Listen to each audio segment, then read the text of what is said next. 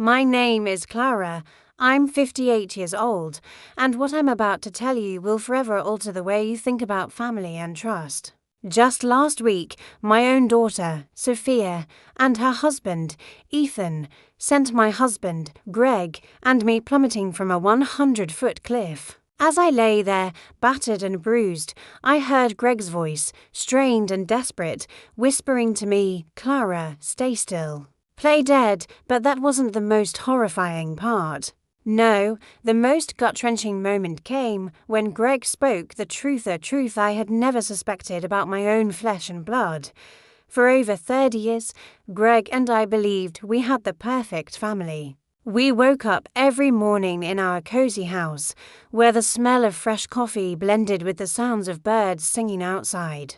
I taught at the local high school, and Greg spent his days in the garage, fixing up old cars, making them shine like new. Together, we built our little world, a world we thought was unbreakable. Our son, Daniel, was the golden child. He had the charm, the smile that could melt anyone's heart, and the energy to match. He loved the outdoors, and every Sunday, after church, we'd have family picnics by the lake, his laughter echoing around us as he ran through the fields with the dogs. Sophia, on the other hand, was more reserved, always the thinker, always with her nose in a book. I thought I loved them equally, though in my heart, I knew Daniel was my firstborn, my first love. I never said it out loud. Of course, mothers never do. The family dinners, those Sundays at the table, were my favorite. Greg would carve up a roast or prepare his famous mashed potatoes, and we'd talk about our week. Daniel would share his plans to study architecture, while Sophia would sit quietly, listening, her eyes always watching, analyzing. Life, at that moment, was simple. It was good. But I never could have known how easily everything could shatter. We built so many memories in that house, our old oak table that Greg had crafted by hand. The garden where we grew roses every summer, the garage where we worked on cars together. And yet, it was those very things that would come to define our doom. The house wasn't just a home. It was a symbol of everything we thought was right in the world. But it only took one moment, one terrible, tragic event to destroy it all. The cracks first appeared after Daniel left for college. Suddenly, the boy who had been the center of our world was distant. I could see the change in his eyes whenever he spoke about Sophia, an edge to his tone, a bitterness I hadn't noticed before. I dismissed it as normal sibling rivalry. It had to be. Family was supposed to be solid, right? It was supposed to be forever. But one night, when Daniel didn't return home after a late-night study session, my world began to crumble. We waited, and we waited. By the time 3 a.m. rolled around, I was shaking, praying, hoping he would walk through that door. But he never did. At dawn, Greg and I went searching. We went through every trail in the woods, every street in town. There was no sign of him. And then, just as the sun began to rise, we got the call. He was found at the bottom of the cliff, lifeless. They said it was an accident, that he had lost his footing in the dark. I wanted to believe it, I did. But something about the way Sophia had reacted so calm, too calm for a sister who had just lost her brother, gnawed at me. But I stayed quiet. I couldn't face the possibility that I was losing more than just my son. I was losing something much deeper. I was losing the illusion of everything I had built. Sophia, always so composed, didn't cry. She didn't break down. She helped me through the funeral arrangements. She was there for me in a way that made me think she was the only one who truly understood my pain. But her coldness, the way she moved through the days without a flicker of emotion, set off alarms in my mind. It was a small, nagging voice I couldn't silence. In the years following Daniel's death, I pushed it all away. I focused on rebuilding my life. But even as I did, I couldn't ignore how Sophia began to change. Her marriage to Ethan seemed perfect on the surface. He was successful, charming, and seemed to love her. But as time passed, I noticed the cracks again. Small things at first Ethan's to perfect smiles, the way he and Sophia would talk in private, the way they'd suggest we make certain changes to our estate. It all seemed so off, but I trusted them. They were my daughter and her husband. What could go wrong? Then everything shifted. 6 months ago, Greg and I decided it was time to update our will. We had saved most of our lives for our retirement, and I wanted to make sure everything was in order for when we were gone. We had a small fortune, a house, savings, investments, and I wanted to ensure our children would be well taken care of. When we visited our lawyer, Ethan was the one who insisted we name him and Sophia as our primary heirs. He said it made sense, that they would be responsible, and that they'd ensure the grandchildren got their fair share. Something about that request unsettled me. Why not just let the children split everything evenly, the way we had always planned? But Greg, he was the trusting one, the practical one. He thought it made sense. We signed the papers, and the very next week, Ethan and Sophia's visits became more frequent. But these weren't visits filled with laughter and warmth. They were filled with suggestions what we should invest in, what we should sell, how we should reorganize our assets. It was like they were preparing us for something I couldn't yet see. Then came the day that would change everything. Ethan came to me with a proposal. He suggested we give him power of attorney over our finances. Just for peace of mind, he said. If anything happens, we can handle things without delay. I was hesitant, but Greg agreed, like he always did. The more I thought about it, the more I realized how much control they wanted. It felt wrong. It was wrong. But I didn't want to believe it. I didn't want to think that my daughter and her husband, whom I had trusted, could be plotting something sinister. So I decided to do what any loving mother would do. I confronted them. I sat Sophia down one evening and asked her point blank, why the sudden interest in our finances? Why the control? Her response was chilling. Mom, we just care about you. We want to make sure everything is secure, she said. But the way she said it, the way her eyes didn't meet mine, made my blood run cold. I had no idea that by asking that one question, I had set in motion a series of events that would lead us to the edge of that cliff. But now, lying here broken and bleeding, I understand. It was never about love. It was about something far darker. And I was about to discover just how far my own blood would go to secure their future. It all began to unravel 6 months ago, after we signed the new will. At first, things seemed normal, almost normal. Sophia and Ethan would visit more frequently, always with new suggestions how we should sell the house, how we could invest in this or that. Every conversation seemed to circle around money, and it was becoming harder to ignore the uncomfortable feeling that something wasn't quite right.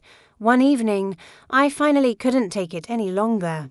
Greg and I were sitting in the living room, drinking tea, when I turned to him, my voice shaky. Greg, do you think it's strange how often Sophia and Ethan are talking about our finances? They've never been this involved before. Greg, always the optimist, shook his head. Oh, Clara, they're just trying to help. They want to make sure we're okay when we get older. You know how Ethan is always thinking ahead. I couldn't shake the unease in my chest. Ethan, thinking ahead. It felt more like Ethan planning. But I didn't say it aloud. I didn't want to cause trouble, not in the middle of all these suggestions, these well-meaning efforts to protect us. But then, Ethan asked us to come by his office one afternoon to sign a few papers. Nothing serious, he said. Just some new insurance policies. It was an odd request, but we agreed. When we arrived at Ethan's office, everything seemed off. The papers were lined up neatly, but I noticed something strange, a document that looked suspiciously like a power of attorney agreement. I glanced at Greg, who was flipping through the pages without really reading them. Greg, I whispered, this isn't right. Why would we need to sign this? Before he could respond, Ethan's voice broke through the air, warm and reassuring, as always. "Mom, Dad, we just want to make sure you're covered, especially when you're no longer able to make decisions for yourselves. This will help us take care of you. It's just a precaution." But I couldn't shake the feeling that I was signing away more than just our autonomy. Something deep inside me screamed that this was the point of no return. As much as I wanted to trust them, I couldn't ignore the dread swirling in my gut. Later that night, as we sat down for dinner, Greg and I shared a look across the table. I saw the same uncertainty in his eyes, but he remained silent. I had always been the skeptic, the one who questioned everything, while Greg always trusted easily. But this time, I knew something was terribly wrong. The weeks that followed were even stranger. The visits from Sophia and Ethan became more frequent, but their tone had changed. They no longer came to visit just for casual chats or family dinners. Instead, they seemed to show up for one purpose: making suggestions. What we should sell, what we should buy, how we should invest. "Mom, you're getting older," Ethan said one day as he paced around the living room, looking out the windows like he was envisioning our future. "This house is too much for you. It's big, expensive. You should think about selling it.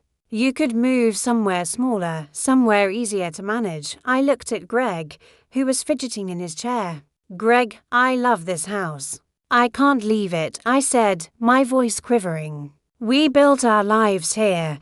But Ethan didn't seem to hear me. He continued on, his words becoming more insistent, more forceful. "It's not about love, Mom. It's about practicality. You don't want to be stuck here when you're too frail to maintain it. Think about the future."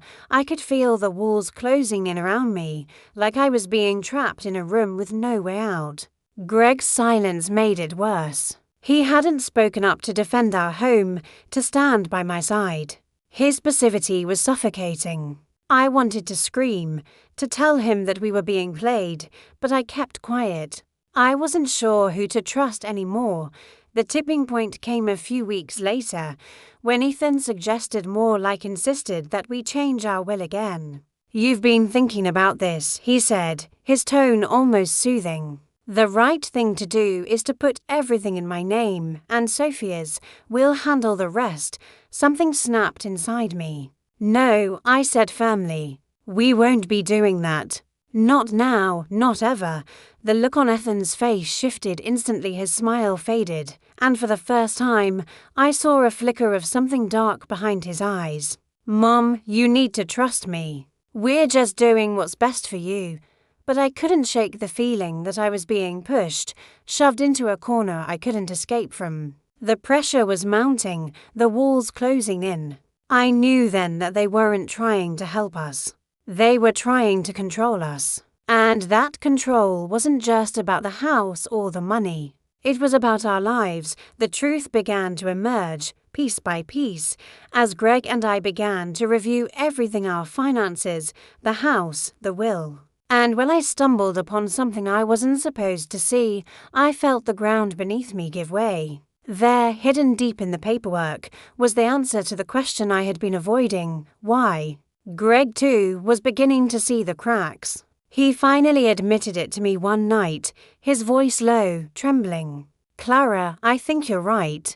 Something is off." I don't know how I missed it before. That night, we decided to confront them. We had to face the truth head-on, no matter how painful it was. But when we did, it became clear we were not just their parents. We were obstacles, and the only way for them to get what they wanted was to remove us. It wasn't long after our confrontation that I realized just how far Sophia and Ethan were willing to go to get what they wanted. The events leading up to that moment were subtle, sneaky like a spider weaving its web in the dark corners of our home. But once the truth began to surface, I saw the patterns. The careful manipulation, the pressure, and I could no longer deny the horrifying truth. The weeks after our confrontation felt like living in a nightmare. Every visit from Ethan and Sophia became more suffocating, and every suggestion they made about our future felt like a trap. I could feel my own skin crawling as they hovered over us, telling us what was best for us. pushing us toward decisions we had never considered. Mom, Dad, you should really think about moving, Ethan said one evening as we sat around the table. His words were smooth, rehearsed, like a salesman trying to close a deal. A smaller place would be easier to maintain. You'll have more time to enjoy life. He had said this before. Every time they came over, it was the same thing: how we should sell the house, how we should move, how we should trust them. Each time I resisted, but the pressure was relentless. Sophia, ever the passive observer, simply nodded along, her sweet smile never faltering. But it was all an act. I could see it now. The turning point came one evening when they suggested we visit a lawyer to update our will once again. It's just a precaution, Ethan said, his voice dripping with sweetness. You don't want any complications when you're no longer able to manage things on your own. This time I refused. No more changes. We're done, I told them firmly. You've made your suggestions. We're not taking them. Sophia's face didn't change. But there was something in her eyes, something cold that sent a chill down my spine. It was the first time I truly saw her for what she was. My daughter, my flesh and blood, was no longer the sweet, reserved girl I had raised. She was a stranger to me now. And then came the visit from hell. It was a week after our decision to stand firm when Ethan and Sophia arrived at our doorstep in the middle of the day. They had no intention of just checking in. They had a plan, one that would push us beyond the point of no return. Mom, Dad, Ethan began, his voice smooth as silk. We need to talk about something important. He stood there, blocking the doorway, his gaze calculating. His body language too confident. I could feel my heart beating faster, my pulse quickening. This wasn't a casual visit. This was a final attempt to wear us down. And I wasn't going to let it happen. We've thought about it, I said, my voice steady but sharp. And the answer is still no. We're not changing anything. But Ethan didn't flinch. Instead, he stepped into the house, and Sophia followed. The moment they crossed the threshold, I knew something had shifted. The air between us had thickened, as though every word spoken was a thread in a trap being woven tighter. We just want what's best for you, Mom, Sophia said, her voice too sweet, too rehearsed. We love you. I stared at her, trying to read the lie in her eyes. I don't believe you, I said coldly. The smile that had been on her face faltered for a split second, but she quickly recovered, looking over at Ethan for reassurance. The brief flicker of uncertainty told me everything I needed to know. They were on the edge of something dark, something desperate. They weren't asking for our cooperation anymore. They were demanding it. And I refused to give in. That's when it happened. Clara, Ethan said, his tone no longer sweet, but hard, cutting through the tension like a knife. You're being unreasonable. If you continue like this, we won't have a choice. I narrowed my eyes. What are you threatening me with, Ethan? You're not thinking clearly, he replied, his voice low and dangerous. You need to trust us. If you don't, we'll have to do things differently. It hit me then like a slap to the face. This wasn't just about money. It was about control. And they were willing to do anything to get it. The sick realization settled in my stomach like lead. The sweet smile, the caring gestures, the false assurances, it was all a facade. The moment they realized they couldn't manipulate us anymore, they were ready to take it all by force. That night, Greg and I sat in silence. The weight of the conversation hanging heavy in the air between us. My hands shook as I held my cup of tea, trying to keep my composure. I'm scared, Greg, I whispered, my voice trembling. I don't know what they're capable of anymore. Greg remained quiet for a long time, his eyes downcast. Finally, he spoke, his voice hollow. I don't know, Clara. I don't know what's happening to our family. But I do know one thing. I don't trust them anymore. The fear that had been building inside of me now consumed me entirely. I wasn't just afraid for our future, I was afraid for our lives. They had already taken one person from me, my son, Daniel, and now they wanted to take everything else. As the days passed, I watched them. Ethan and Sophia kept up their visits, always under the guise of concern, but there was no mistaking it now. They were preparing. They were pushing us towards something we weren't ready for, something we couldn't fight alone. The pressure that Ethan and Sophia put on us in those final weeks was unlike anything I had ever experienced. It wasn't just about them wanting to control our lives anymore. It had turned into something far darker. The manipulation became more forceful, more insistent, and the warnings began to feel like threats. Veiled behind their sweet smiles and false concern, it became clear that they weren't just after our house or our money, they wanted us gone. And once I started to see it, the signs were impossible to ignore. It wasn't the small things anymore, like the way they suggested selling the house or changing the will. It was everything: the constant pushing, the hidden agendas, the subtle reminders that we were getting older and more vulnerable. One evening, about a week after our last confrontation, Ethan and Sophia invited us to dinner. They insisted it was to talk things through, to clear the air, but I knew better now. They were laying the groundwork, spinning their web tighter. As soon as we sat down at the dinner table, I could feel the tension. They were too eager, their smiles too wide, their voices too smooth. We talked about inconsequential things at first: how Greg's back had been bothering him, how I was still adjusting to teaching remotely, but underneath it all, the unease simmered. Then, without warning, Ethan said it. "You know, it's been so nice having you around," he said, his voice laced with an almost unnerving sweetness. "But we've been talking, and we think it might be time for a change. A fresh start." I looked at him, trying to read his eyes, but his expression was impossible to decipher. He was playing a game, and I wasn't sure whether I was the pawn or the target. "A fresh start," I echoed, my voice flat. "What do you mean by that?" Sophia, sitting next to Ethan, reached out and patted my hand. "It's just a thought, Mom. Maybe a change of scenery could do you both some good. There's that cabin by the lake you've always loved. You could sell the house and move somewhere quieter. We'll help you find a nice place." I withdrew my hand from hers, feeling a sharp pang in my chest. "I don't want to leave. This is my home.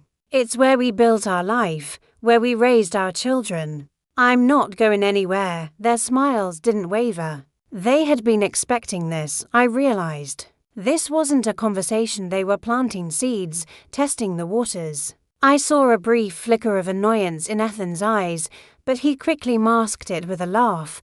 "You're right, of course.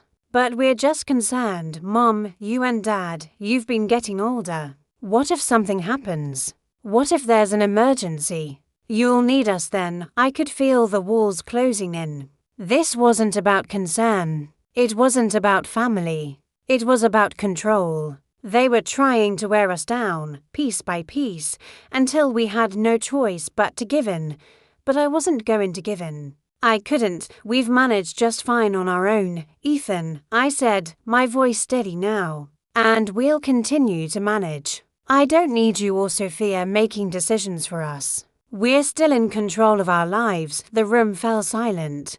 For a moment, I thought maybe we'd gotten through to them. But then Ethan stood up, his face suddenly hard and cold, his demeanor completely changing. "Clara, you don't understand," he said, his voice low and dangerous. "This isn't about what you want. This is about what's best for everyone. You and Greg aren't getting any younger. If you don't start listening to us, things will become more difficult. And we don't want that for you. Trust me." My heart raced in my chest. The way he said "trust me" sent a chill down my spine. It wasn't a request. It wasn't even an ultimatum. It was a threat. They were no longer pretending to be concerned. The mask had slipped, and I knew in that moment what they were planning. They weren't just trying to control our assets. They were trying to erase us from the picture entirely. They were going to push us off the edge of their lives, literally, if need be. That night, Greg and I lay awake in bed, the weight of everything pressing down on us. "They're going to do something, Clara, I can feel it," Greg whispered, his voice trembling. I don't know how, but they're going to try something. I turned toward him, my face pale. I know, I've seen it in their eyes. They want us gone. And they'll stop at nothing to get what they want. Greg reached out and took my hand. What do we do? I didn't have an answer. But I knew one thing: whatever happened next, we couldn't let them win. We couldn't let them take everything we had worked for, everything we had built. But how could we fight back against the people we had loved, the people we had trusted? The answer came to me the next morning, in the form of a phone call from my sister. Harriet, Clara, I've been hearing rumors, she said, her voice tight with worry. Something's not right. You need to be careful. I've been digging into Ethan and Sophia's finances, and there's something there. I don't know what it is yet, but I think they're hiding something. You need to be prepared.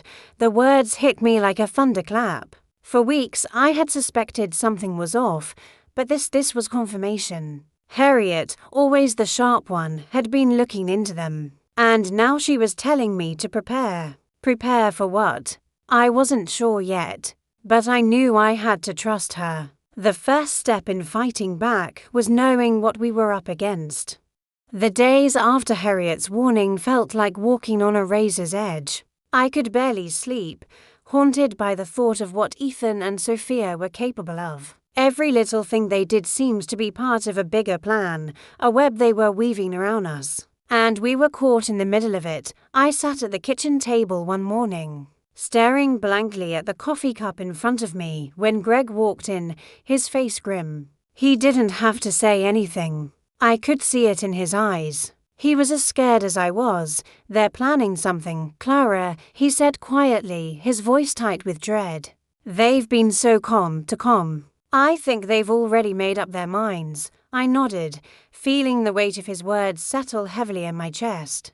The night before, Ethan had come by with his usual helpful suggestions. This time, he'd brought up the idea of helping us downsize again, only this time it was more forceful. He talked about finding us a smaller house in the city, away from the country, where it would be safer for us. But there was something about his tone that sent a shiver down my spine. He wasn't just being kind. He was pushing. And when someone pushes that hard, it's never for your benefit. I've been thinking, Ethan had said, sitting in our living room like he owned the place. You don't need to stay in this big house. It's a lot of upkeep, and the property taxes are through the roof. You'll be much better off if you move somewhere smaller. I had looked him in the eye, my heart pounding. We're not going anywhere, I said, my voice firm. This house is our home, and it's where we'll stay. Ethan's smile didn't falter, but his eyes hardened for just a moment, a flash of something cold that sent a chill down my spine. I'm just worried about you too, he said smoothly, as though nothing had changed. I'd hate to see you suffer because of something as trivial as pride. It wasn't the first time he had used that word, pride, but this time it didn't sound like a suggestion. It sounded like a threat. Now, with Harriet's warning, the pieces finally started to fall into place. They weren't just trying to control our finances, they were trying to trap us, push us into a corner, force us to make choices that would benefit them. But there was something else, something I couldn't quite put my finger on, and I needed to know what it was. I needed to know exactly what they had been hiding from us. I'm going to dig deeper, I said to Greg, my voice low. Harriet's right. There's something they're hiding, something big. If we don't find out what it is, we won't be able to protect ourselves. Greg nodded, but I could see the doubt in his eyes. Be careful, Clara, they're not playing by the rules anymore. If they catch on. I know, I interrupted, cutting him off. But if we don't do something now, it'll be too late. That afternoon, I sat down at the computer, my hands shaking as I opened the file Harriet had sent me. She had compiled a list of financial records, transactions, and even some strange patterns in Ethan and Sophia's business dealings. It didn't take long to see what I had been missing. Ethan had been struggling with debt for years. It was no wonder he was so eager to push us into giving up the house. The more I looked, the more the pieces came together. Ethan had been living beyond his means for a long time, and he had been using our savings to cover up his mounting losses. The money from the house wasn't just a convenience for him, it was his lifeline. If we sold, he would have enough to get out of his financial hole, to cover his debts and start fresh. But there was something worse. Something darker. It wasn't just the debts. Ethan was in deeper trouble than I realized. There were whispers of loans from dangerous people who didn't take kindly to missed payments. And there were transactions, strange, large withdrawals that couldn't be explained. I felt a cold knot of fear tighten in my stomach. Ethan wasn't just trying to get us to move. He was desperate. And desperation makes people do things they would never do otherwise. I sat back, my heart racing, as I stared at the screen. If we stayed here, if we didn't give in, we were in danger. But if we left, the thought of leaving, of giving them everything they wanted, filled me with rage. They had no right to take our home, our lives from us. And they definitely had no right to decide when we were done. The next few days were filled with an unbearable tension. I watched Sophia and Ethan like a hawk, analyzing every word they said, every movement they made. And it didn't take long before I caught them in a lie. Ethan had asked us, once again, to meet with him to discuss the best way to liquidate the house. But this time, there was an urgency in his voice, a sense of finality that made my skin crawl. "Mom, Dad," he said, his tone almost pleading, "we need to get this done. You have to understand, the market is good right now, but it won't last. You have to act quickly." But that was the moment I knew. The market was good. Ethan wasn't talking about a house sale anymore. He was talking about getting rid of us. "We'll make the decisions ourselves," I said, my voice shaking but resolute. "We'll take care of it." Sophia's eyes narrowed for just a moment, and I saw her true self slip into view, a predator in the guise of a loving daughter. "If you insist," she said softly, her words dripping with something darker. "But don't say we didn't warn you when it's too late." It wasn't a warning. It was a threat. That night, as Greg and I discussed our next steps, the weight of everything began to settle in. We knew they would stop at nothing to get what they wanted. The game had changed. We weren't just fighting for our house. We were fighting for our lives.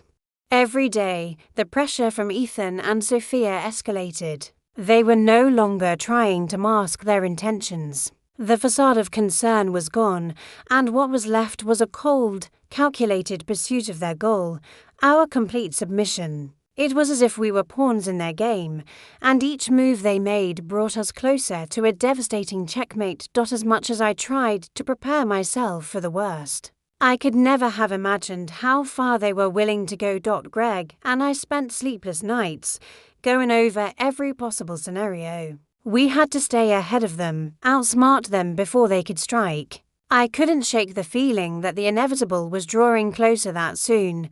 We'd be forced to make a decision that would change everything. We couldn't let them win. But what were we up against? They were our children, after all, flesh and blood. I never thought I'd find myself in a position where I had to question the very people I had raised, loved, and nurtured. One morning, just a few days after I discovered the extent of Ethan's financial troubles, I received a phone call from Harriet.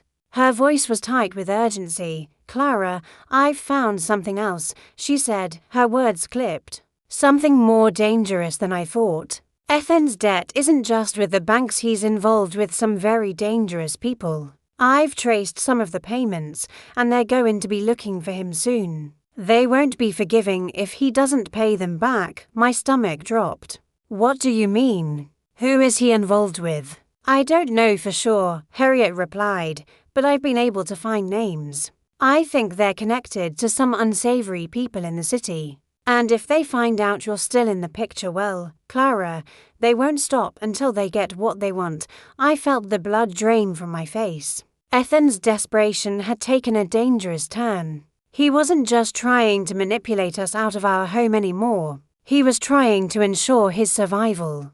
And in doing so, he was willing to drag us down with him. We need to get ahead of this. Clara, I'm telling you, you have to be careful. They're dangerous.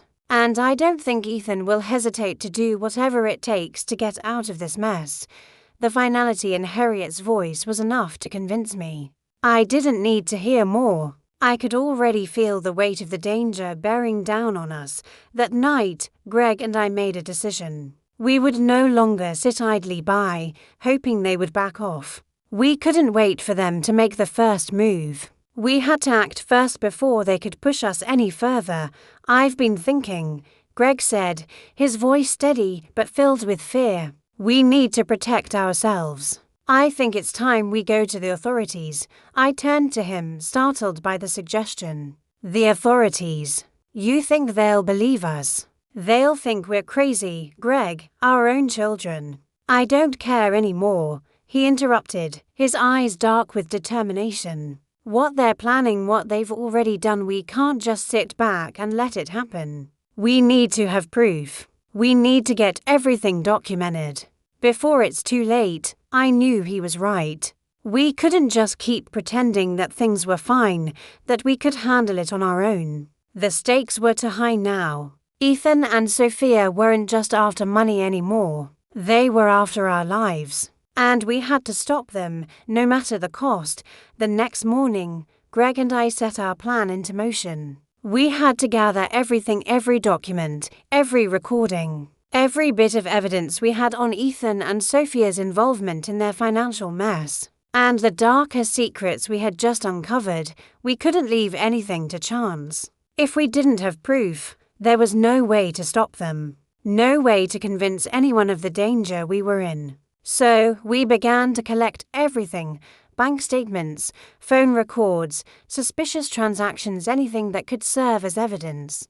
I felt sick just looking at the records, knowing that everything I had believed about my family had been built on lies.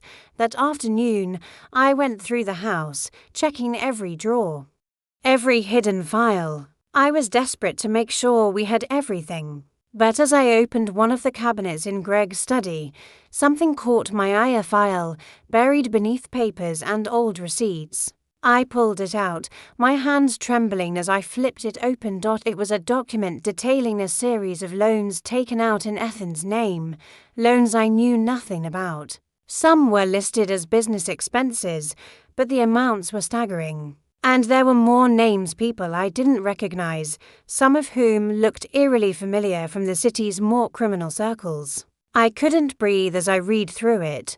Ethan had been borrowing from the wrong people. Dangerous people. And that was when the full scope of what was happening hit me. Ethan wasn't just trying to get us out of the house. He was desperate enough to kill for it. I could feel the walls closing in, the noose tightening. We had to do something, and fast. The following days were a blur of tension and anxiety. Greg and I moved like ghosts through our own home, doing everything we could to prepare for the inevitable. Every time the phone rang, every knock at the door, my heart would leap into my throat. We were waiting for the moment when they would make their move, and I could feel it coming closer. But we couldn't afford to wait for them to strike first. The time to act was now. I couldn't shake the images of Ethan and Sophia's smiles, those perfect, fake smiles that hid something far more sinister. They had already crossed a line, but they didn't realize how close they were to crossing a final, irreversible line. We couldn't let them get away with it. Not again. Not after everything they had already done. By now, I had gathered every piece of evidence I could find, every bank record. Every piece of paper that linked Ethan's shady dealings to our savings, to his criminal ties, and to the darker web he had woven around us. I had also hidden a recorder in the living room, hoping to catch them in the act when they came to visit again. It was a risky move, but I didn't have a choice. We needed irrefutable proof. Greg had been working on a letter of final statement for the authorities detailing everything we knew. He was more methodical than I was, and I knew that if anything happened to us, this letter would be our last line of defense. It was late one evening when they came to see us again. Their visit was no longer a matter of casual family concern. Ethan and Sophia weren't here to help anymore. The words they spoke were loaded with a chilling finality. I opened the door to find them standing on our porch, their expressions to calm, to controlled. The masks were slipping, and they were finally showing us who they truly were. Clara, Greg, Ethan said, his voice smooth but with an underlying edge. "We need to talk. This has gone on long enough." I stood there, frozen for a moment, my pulse racing. There it was, the moment I had been dreading. This wasn't going to be a normal conversation. This was the beginning of the end. "What are you talking about?" I asked, trying to keep my voice steady. Sophia stepped forward, her smile cold. "You know exactly what we mean, Mom. You've been resisting, and now it's time to face reality. You and Dad can't live like this forever." I could feel Greg tense beside me, his hand reaching for mine. We had been preparing for this moment, but nothing could fully prepare us for the coldness in their eyes, the certainty in their voices. They weren't just family anymore. They were predators. Ethan stepped closer, his tone sharpening. "We're doing this for you, Clara. We've already tried to be patient, but now it's getting harder to keep pretending." "Pretending?" Greg echoed, his voice rising with anger. "You've been pretending, Ethan, pretending to care about us, pretending to be a family." But I see right through it. Sophia's eyes darkened, and I could see the slight tremor in her hand as she reached for something behind her back. A flash of cold realization hit me. This was it. They were no longer pretending. They had moved from manipulation to action. And if we didn't act now, we'd never make it out alive. Before I could respond, Ethan spoke again, his voice low, almost a whisper. "You've made things difficult, Clara. It's time to stop pretending you don't understand. We've been more than patient. But if you continue to resist us, we'll have to make things easier for everyone." I knew then that they were prepared to do whatever it took to get what they wanted. But they had underestimated us. They thought we were weak, vulnerable. They thought they had already won. But they were wrong. "You won't get away with this," I said, my voice steady now, my resolve hardening. "You're not going to get what you want. Not without a fight." Ethan's smile faded. "You don't have a choice, Clara. The fight's already over. You just don't realize it yet." That was when I made my move. I stepped aside, quickly closing the door behind me. In a swift motion, I pressed the button on the recorder hidden in the hallway, ensuring everything was being captured. I couldn't take any chances now. The evidence had to be solid, and I wasn't going to let them walk away without a confession. "What are you doing, Clara?" Ethan asked, his voice rising with suspicion. "What's going on here?" "I've had enough of your lies, Ethan," I said, my voice hardening. "I've been keeping track, you know. I know about the debts, the people you're involved with, and everything else you've been hiding from us. You think you can just push us around?" "Think again." Sophia took a step back, a look of shock crossing her face, but Ethan was unfazed. "You think a few documents will stop us?" He sneered. "You're nothing but a fool. You and Greg have no idea what you're dealing with." I felt a surge of adrenaline rush through me. "I'm done being your victim, Ethan. I have all the proof I need to take you down. The authorities will find out what you've done, and when they do, you won't be able to hide." "Not anymore." Sophia's eyes flickered with something close to panic, but Ethan remained calm. "You think the police will believe you?" He scoffed. "You're old, Clara. No one will listen to you. You're just a senile woman making things up.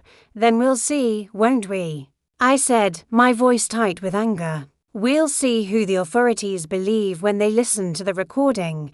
Ethan's demeanor shifted instantly. His face darkened with fury, and I saw the mask slip completely. He had been playing a long game, but now it was clear that he was losing.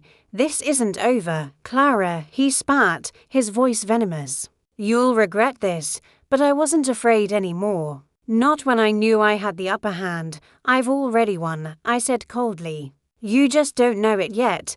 With that, I turned and walked back into the house, leaving them standing on the porch, their plans unraveling. The silence that followed Ethan and Sophia's departure was deafening. The weight of everything, of the lies, the manipulation, the years of being trapped in their web, settled over me like a heavy blanket. I felt like I had been holding my breath for so long, and now, for the first time in months, I could finally exhale. But the battle wasn't over yet. I could hear the clock ticking, the seconds slipping away, and I knew that as much as I had gained a small victory, this was far from finished. They would come back. They wouldn't let this go, not after everything they had invested in their plan. We were still vulnerable, and I couldn't afford to be complacent. I knew they'd try to find a way to destroy the evidence, to silence us before we could act. That's why Greg and I were working overtime. We had to make sure everything, we had the recordings, the documents. The proof was in the right hands before it was too late. Greg had gone to a secure location to copy the evidence onto an encrypted drive. And I spent the evening double-checking everything, making sure that no detail was missed. I couldn't afford to trust anyone now, not even the people we thought we could rely on. It was just the two of us against a world of deceit, and if we didn't act swiftly, we'd never be able to prove a thing. The next few days were a blur. Ethan and Sophia didn't come around again, but I knew it was only a matter of time. I kept waiting for them to make a move. I kept waiting for them to finally snap. And when they did, I would be ready. I wasn't prepared for what happened next. Late one evening, as I was sorting through the last of the paperwork, I heard the sound of footsteps outside. My heart skipped a beat, and I rushed to the window, pulling the curtain back just enough to peer outside.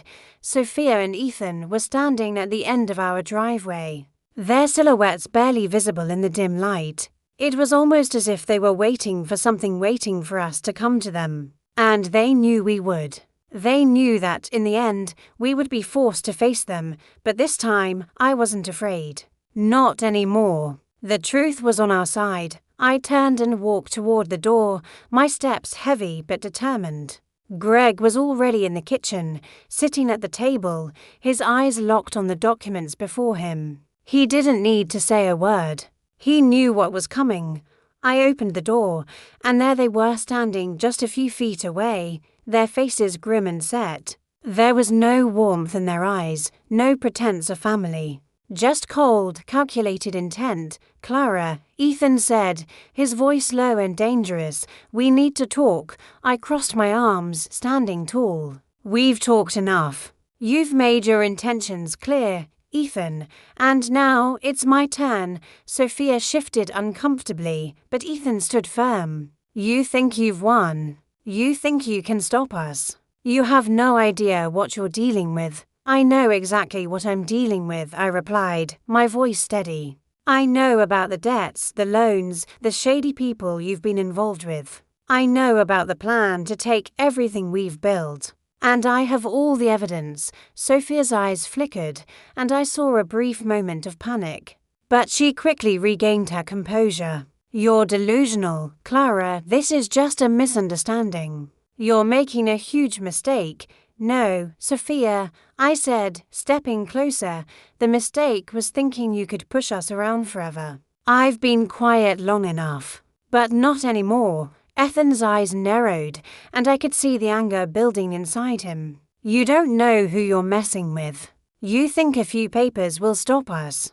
You think the authorities will believe you." "I don't care what you think," I said firmly. "I've already sent everything to the right people. The police, the bank, the lawyer. They'll be here soon." That's when I saw it, when the mask truly fell. Ethan's expression twisted from anger to desperation. His facade cracked, and in that moment, I saw the real him, the man who was willing to do anything to save himself. "You don't get it, do you?" Ethan's voice was now hoarse, his words strained with fury. "You and Greg are nothing. You're just obstacles. You were never meant to be anything more than that. This whole family, everything we've done, it's all been a lie. And now it's too late. You're too late. I stepped back, my heart hammering in my chest. What are you going to do, Ethan? Kill me, kill Greg. He took a step toward me, his hands balling into fists. If I have to, he spat, his voice venomous. If you don't step aside, you'll regret it. In that moment, I knew this was no longer just about money or control. This was about power. Ethan was a man who had lost everything: his wealth, his reputation, his self-respect, and now he was willing to do whatever it took to claw his way back to the top, even if it meant destroying the very people he called family. Then we'll see who regrets it, I said coldly. Because this time you're the one who's going down. Before he could respond, I turned and shut the door with a sharp bang, locking it behind me. I didn't need to hear any more of his threats. I didn't need to see him unravel further. The time for talking was over. We had prepared for this moment. We had the proof, the evidence, and the authorities on our side. All that was left was to see it through. I could feel the weight of everything lifting off my shoulders. This was the end of their game, and it was just the beginning of ours. The night after Ethan and Sophia's visit, I couldn't sleep. The adrenaline had worn off, but the fear and uncertainty still clung to me like a thick fog. I knew they wouldn't give up easily. They'd been playing a long game, and they would stop at nothing to get what they wanted. But I wasn't going to back down, not when I knew the truth and had the evidence to back it up. Greg and I stayed awake, planning our next move. We couldn't wait any longer. The authorities were on their way, but I knew that Ethan and Sophia would try to destroy whatever we had left, everything that could prove their guilt. The only question was, would we make it in time? I can't shake the feeling that they're going to do something desperate, I said, my voice filled with a mix of dread and resolve. If they come back tonight, we have to be ready, Greg nodded. He had been quiet since our confrontation with Ethan and Sophia, but I could see the same determination in his eyes. We're ready. I've made sure all the documents are copied and sent to Harriet. She's already filed them with the lawyer and the authorities. We just need to hold our ground, but even as we spoke, I couldn't ignore the gnawing feeling in my gut. Something told me they weren't going to back down. Something told me that the final chapter of this nightmare was about to unfold and it wouldn't be peaceful. Then, just as I turned to lock the door, I heard the sound I had been dreading. A car door slammed outside, followed by the unmistakable sound of footsteps approaching our front door. I looked at Greg, my heart racing. There was no mistaking it now. Ethan and Sophia had come back to finish what they started. They're here, I whispered, my voice hoarse. Greg stood up, his face set in grim determination. Stay behind me, Clara, if they've come for the final blow. We'll make sure they don't leave here standing. I could feel the air thicken as I rushed to the back of the house, making sure the back door was secure. If they were planning something drastic, I couldn't let them corner us. I needed to stay one step ahead. Ethan's voice echoed through the door, cold and menacing. Clara. Greg, open up. This is the last chance to do this the easy way.